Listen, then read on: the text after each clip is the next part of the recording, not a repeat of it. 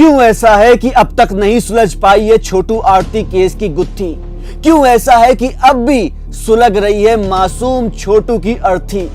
क्यों ऐसा है कि अब तक नहीं पकड़े गए हैं दोषी, कातिल नहीं हो पाई है उनको कोई सजा? क्यों ऐसा है कि अब भी रो रहे हैं बेचारे छोटू के मासूम माँ बाप, निर्दोष माँ बाप? आखिर क्या है उनकी खता? जी हाँ साथियों, सही पहचाना आपने। हम बात कर रहे हैं उस छोटू आरती केस की जो आज भी देश दुनिया में सुर्खियां बटोर रहा है। पुलिस की नाकामयाबी सबके सामने जग जाहिर हो चुकी है। साथियों, इस केस में अब तक गिरफ्तारी हो चुकी है आरती के भाई, उनके पिता, उनके बहनोई और उनकी भाभी की। लेकिन अब तक कोई भी ऐसा नहीं है जिसके खिलाफ सारे सबूत हों। लेकिन हमारी पैनी नजर इसी केस पे है और आज की अपडेट लेकर हम आपके सामने फिर से प्रस्तुत हुए हैं। नमस्कार, सत श्री अकाल, आदाब, गुड डे। क्राइम वर्ल्ड के माध्यम से छोटू आरती केस की सारी जानकारियां हम वक्त वक्त पर आपको देते रहते हैं। आज के लिए भी अपडेट लेकर आए हैं, लेकिन उससे पहले आपसे ये रिक्वेस्ट करना चाहेंगे कि हमारे इस चैनल को सब्सक्राइब कीजिए ताकि हर एक अपडेट आपके सामने वक्त पर पहुंचे। हर एक ज्वलंत मुद्दा जो हिंदुस्तान में घट रहा है आप तक वक्त पे पहुंचे। तो चलिए दोस्तों, शुरू करते हैं आज की अपडेट के बारे में। जैसा कि आपको पता है, उस रात जब छोटू की मौत हुई, आरती ने अपने बयान में कई बार ये बोला है कि मैं उस दिन, उस रात छोटू से मिली थी। उस रात भी छोटू से मिली थी टॉयलेट में। जी हाँ, टॉयलेट में। आरती ने जैसा कहा कि उस रात मैं छोटू से मिली थी, मैं गई थी, मेरा एग्जाम चल रहे थे, मैं रात को 2:30 बजे लगाई थी, अलार्म लगाई थी, उठी थी, टॉयलेट में गई थी, तब भी मेरा फोन कॉल चालू था। लेकिन एक बात है कि टॉयलेट में लड़की गई है, छोटू उस समय कैसे वहां पे उपस्थित हो गया? ये कैसे उपस्थित हो गया?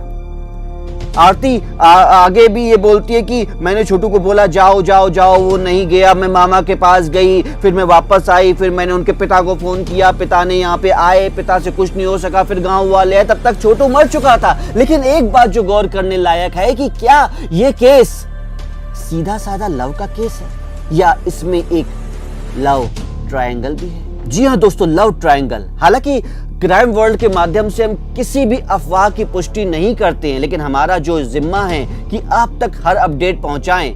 तो एक अपडेट ये भी है कि क्यों उस रात रूबी यादव के कहने पर रात को 2 बजे आता है छोटू आरती के घर में। रात को 2 बजे एक लड़की को फोन करती है। पहली बार तो नहीं किया, अक्सर बातचीत होती होगी। अब रात को 2 बजे लड़की में बातचीत हो रही है या अक्सर बातचीत हो रही है, उनमें कौन सा रिश्ता है, कौन सा संबंध हो सकता है? क्या उस रात आरती ने पकड़ा था छोटू को रूबी यादव के साथ टॉयलेट में? जी हाँ दोस्तों, बिल्कुल ऐसा भी हो सकता है। ऐसा भी हो सकता है कि उस रात छोटू को आरती ने पकड़ा था रूबी यादव के साथ टॉयलेट में। अब घर की बेटी के साथ या घर की बहू के साथ एक अनजान लड़का पाया जाएगा तो उसके साथ जो हश्र होगा, हालांकि हम इस बात को जस्टिफाई नहीं करते हैं कि उसके साथ जो हुआ ठीक हुआ, लेकिन कहीं कहीं पे ऐसा भी बोला है आरती ने कि मैंने आज तक अपने घर वालों को यह भी नहीं बताया था कि छोटू से मेरे प्रेम संबंध हैं। सिर्फ भाभी को पता था।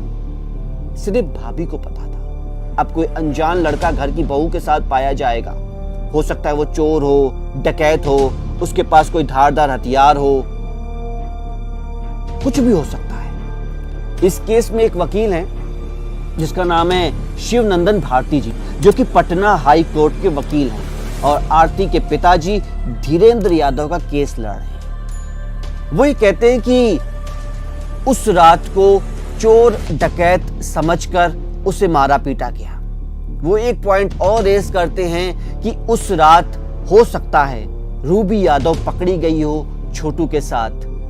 एक और उनका पॉइंट है कि जब भी माइक जाता है आरती के पास, वो अलग अलग बयानी करती है। कभी बोलती है कि मैं लड़ूंगी, मैं सुप्रीम कोर्ट तक जाऊंगी, मैं एक एक को सजा दिलवाऊंगी, फांसी के फंदे तक पहुंचाऊंगी। लेकिन जब उनसे पूछा जाता है कि आप बिना शादी किए छोटू के घर में क्यों रह रही हैं, तो वो बेहोश हो जाती है।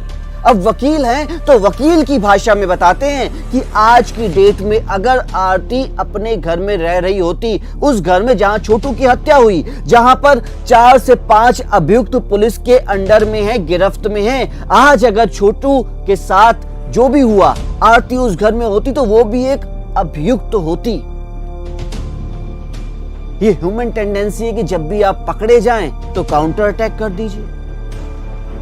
हम इस किसी भी बात की पुष्टि नहीं करते, हम सिर्फ वो बता रहे हैं जो वकील शिवनंदन भारती जी ने कहा। इस केस में बहुत सारी ऐसी बातें हैं जिनका सवाल लेकर अगर कोई भी रिपोर्टर जाता है आरती के पास तो वो कभी कोई बयान देती है। एक रिपोर्टर पूछता है कि माँ बाप को धोखा देने वाली, उस माँ को धोखा देने वाली जिसने 19 साल तक तुम्हें अपनी कोख में रखा, जिसने तुम्हें पाला पोसा खिलाया पिलाया, आज इस काबिल बनाया, सिर्फ एक लड़के के लिए तुम आज उनके खिलाफ खड़ी हो गई हो, तो क्या ऐसा नहीं हो सकता है कि कोई एक और लड़का आए, तुम उसके लिए छोटू के माँ बाप के खिलाफ खड़ी हो जाओ? तो आरती तो कहती नहीं नहीं नहीं नहीं नहीं नहीं नहीं, मैं कभी किसी से शादी नहीं करूंगी, कभी किसी से प्यार नहीं करूंगी। लेकिन अगले ही पल वो अपने बयान से पलटती है। वो कहती है कि जब तक छोटू के दोषियों को सजा नहीं मिलती है तब तक मैं किसी लड़के से शादी नहीं करूंगी। आप समझ रहे हैं, एक पल के अंदर उसने अपना बयान बदल दिया। अगली बात सुनिए, अगर एक रिपोर्टर ऐसा पूछता है कि इसमें आपका क्या दोष है, तो बोलती मेरा कोई दोष नहीं है, मेरा कोई दोष नहीं है। फिर अगले ही पल अपने बयान से पलटती है और बोलती है कि मेरा सिर्फ एक दोष था कि मैं उस रात को प्रशासन को फोन नहीं कर सकी। देख रहे हैं आप, एक एक पल में अपने बयान से मुकर रही है, पलट रही है आरती। कभी बोलती है कि वो रोज आता था, मेरी रोज बात होती थी। कभी कहती थी कि हम 2 साल के बाद मिले हैं या पहली बार मिले हैं अपने जीवन में। अलग बयानी, गलत बयानी, अलग अलग बयानी कर रही है। अगली बात सुनिए, वो कहती है, कभी कहती है कि मैंने फोन किया छोटू को उस रात, कभी बोलती है कि मेरी भाभी ने फोन किया, कभी बोलती है कि मेरी भाभी अक्सर मेरा फोन लेकर छोटू को फोन कॉल किया करती थी। एक फोन कॉल पर 3 बयान, अलग अलग माइक, अलग अलग टीवी चैनल के सामने अलग अलग बयान। एक और पॉइंट है कि उस रात अगर छोटू आरती के घर में आया तो क्या वो आरती को बिना बताए आएगा? क्योंकि 2 साल से दोनों की बात हो रही थी भाइयों और बहनों, 2 साल से बिना बताए आएगा। कभी आरती कहती कि हाँ मुझे बिना बताए आया, कभी बोलती हमारी डेली बात होती है, कौन प्रेमी प्रेमिका आपस में बात नहीं करते, हमारी डेली बात होती थी, तो क्या बिना बताए आ जाएगा? और अगर आ भी गया तो क्या आरती ने उसे आने दिया, ये जानने ये समझने के बावजूद कि उसकी और छोटू की जान को खतरा हो सकता था? आने दिया कैसे, क्यों, किस लिए? कभी बोलती है गांव वालों ने मार दिया, कभी बोलती है धीरेन्द्र यादव ने मार दिया, कभी बोलती है जीजा ने मार दिया, कभी बोलती है मेरे भाई ने मार दिया। एक मारने पे 4 बयान, एक इंसान की मौत पर 4 बयान। अब पुलिस को सहयोग नहीं मिल पा रहा है। भाइयों और बहनों, आरती की इन बयानों से पुलिस को सहयोग नहीं मिल पा रहा है। पुलिस कहती है हम किस बात पर भरोसा करें, कैसे छोटू के माँ बाप को हम न्याय दिलाएं, इंसाफ दिलाएं। हालांकि चश्मदीद गवाह तो आरती भी नहीं है, लेकिन उस वक्त वो उस घर में मौजूद थी और बाकियों के साथ भी मौजूद थी। हालांकि पुलिस ने अब तक बाकी लोगों को तो पुलिस में लॉकअप में डाल के उनसे पूछताछ की है, लेकिन आरती से नहीं की है। हम आपसे कमेंट बॉक्स में ये समझना चाहते हैं कि आप हमारे दर्शक हैं, हमें बताइए कि कौन सी ऐसी बातें हैं जिन्हें छोटू की मौत के बाद आरती छुपा रही है। कौन सी ऐसी बातें हैं जो वो सबके सामने नहीं रख पा रही है? क्या वो सहयोग दे रही है पुलिस को या नहीं दे पा रही है? कुछ ऐसे सवाल है जिनका जवाब हमारे पास भी नहीं है। साथियों, अगला सवाल ये है कि बोलती है मेरा छोटा भाई और मेरी दादी निर्दोष है, बाकी सब लोग दोषी। साथियों, इस अपडेट वीडियो के अंत में हम आपसे ये रिक्वेस्ट करना चाहेंगे कि कमेंट बॉक्स का जो सेक्शन है उसमें कुछ हमारे ऐसे सवाल हैं। हालांकि सबके जितने भी लॉजिकल लोग इस केस को समझ रहे हैं, परख रहे हैं, सबके सवाल हैं। कुछ ऐसे सवाल हमको हमारे दर्शकों से मिले हैं जो हम आपसे पूछना चाहेंगे। उनके जवाब अगर आपको पता है तो कमेंट बॉक्स में जरूर लिखिए। सवाल नंबर 1 कि ननंद के प्रेमी छोटू को बुलाने वाली रूबी यादव क्या इस केस में छोटू की दूसरी प्रेमिका हो सकती है? क्या आरती इस केस में पुलिस को सहयोग दे रही है या पुलिस को बरगला रही है? उस रात को छोटू को किसने बुलाया? अब तक पुलिस इस छोटी सी बात का भी पता क्यों नहीं लगा पा रही है?